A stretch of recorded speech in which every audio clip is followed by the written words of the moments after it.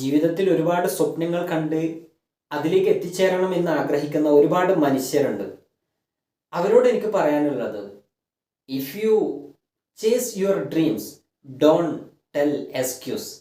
നിങ്ങൾ നിങ്ങളുടെ dreams chase ചെയ്യുകയാണെങ്കിൽ ഒരിക്കലും നിങ്ങൾ നിങ്ങളുടെ എക്സ്ക്യൂസിനെ കുറിച്ച് മിണ്ടരുത്.